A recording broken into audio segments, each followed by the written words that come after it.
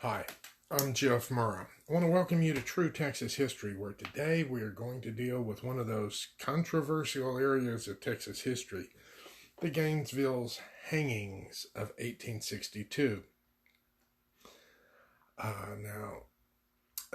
There's a lot of issues to consider with the hangings. Let me go ahead and start with a few facts. In 1862, there were some hangings in Gainesville that ended up being something like 42 people killed.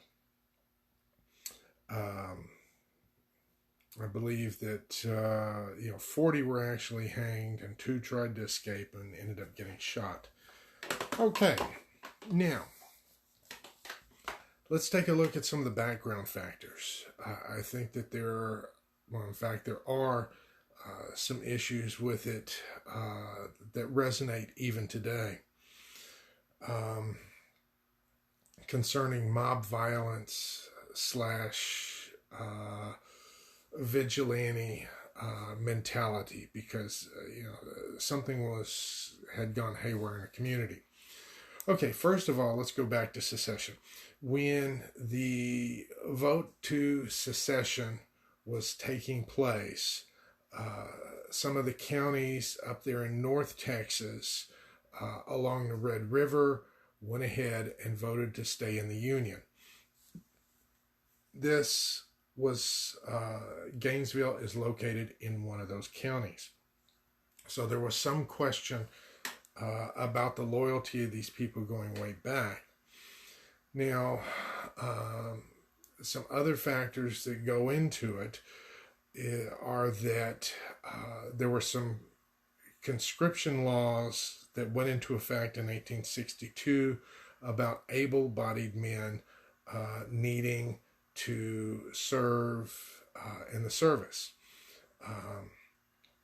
Now, there's some questions because this county was up there in a frontier area that was under threat of Indians, and not all the local people wanted to go ahead and serve in the military. At that time in Cook County, some of the wealthy were able to avoid the draft, and many of the others had to go ahead and serve, and they were not happy about it. Okay, that's another factor.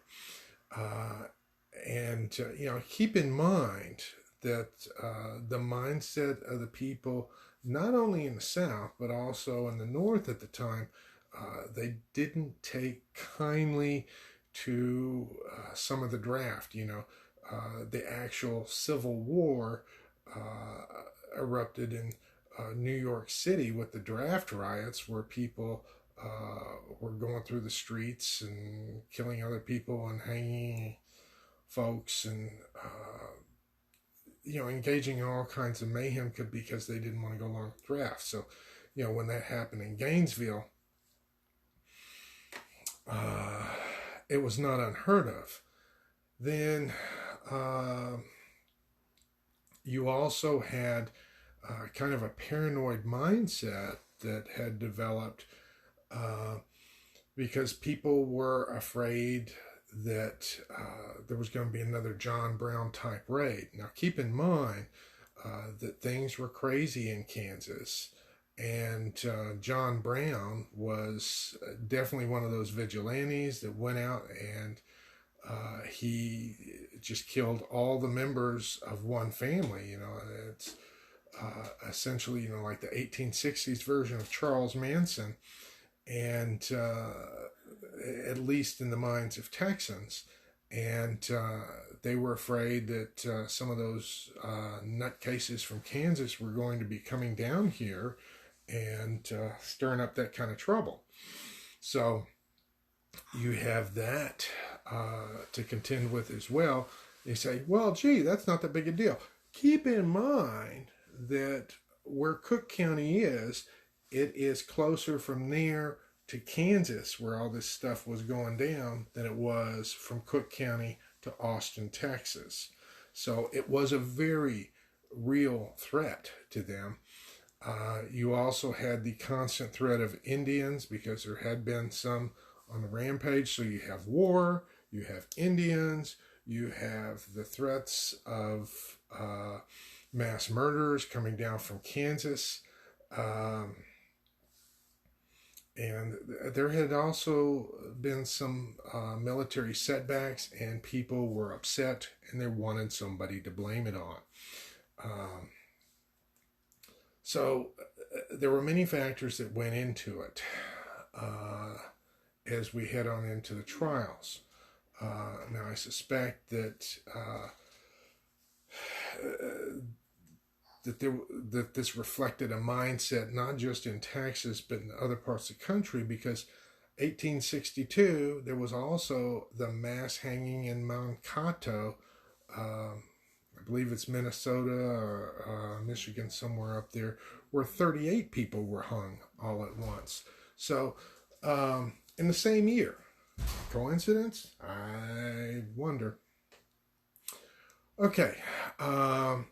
So you have people that were upset about the draft, not wanting to serve. There were fears, some made up, and some were realistic, being experienced in the community. They were scared, and so they decided to go ahead and have a trial. And some of the folks were rounded up that were questionable because some of them were opposed to the war, and they had created a union league with pro-union sentiment and trying to seek peace. And many of these folks were rounded up and put on trial. Now the jury, a former U.S. Marshal named William Young, came through the community, and he appointed some of the people to serve as jurors. They had the trial, and a few people were sentenced to go ahead and be hanged based on the evidence. Okay, so they had a hanging. These people were considered treasonous and, a danger to the community. Then what happened? Young was assassinated. Somebody went ahead and killed him. So this prominent legal type figure was shot, put him into the community into this state of mob alarmist violence. I mean, we saw mob violence last year in 2020 throughout the U.S., whether in the form of vigilante justice or going crazy in a town, burning things down. The community went crazy, and they went ahead and some of the men that had let go in the first trial, they went ahead and retried them again. And they also changed the requirement, the legal requirement or the legal standard as to what constitutes guilt for those convictions. So with the lowering of the legal standard, being in this mob violence mindset, they went ahead and convicted some more to be hung. And now what was going on created outrage. Some of the Confederate units from Texas, from that area, were threatening to come back and take vengeance on the town for this. So, apparently what happened was not necessarily just pro-Confederate or pro-Texas or whatever. It's almost like the train jumped the rails for whatever reason in the community. And now none of the units did come back and take vengeance on the town, but their feelings were stirred up enough to do so.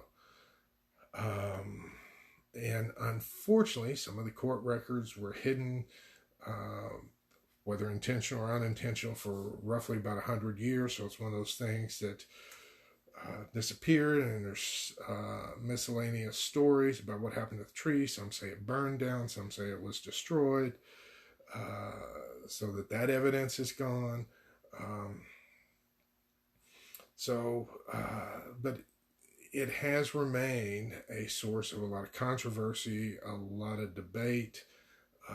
One of those weird quirks of history, because mob violence is never pretty, and vigilante justice isn't pretty. And that was when communities get fearful and situations are stressful, things like that happen. Whether it be in the form of vigilante justice or in the form of mob violence. Anytime that you override justice and don't do things right, there's going to be an outpouring of aggravation. And we saw some of that there in Gainesville.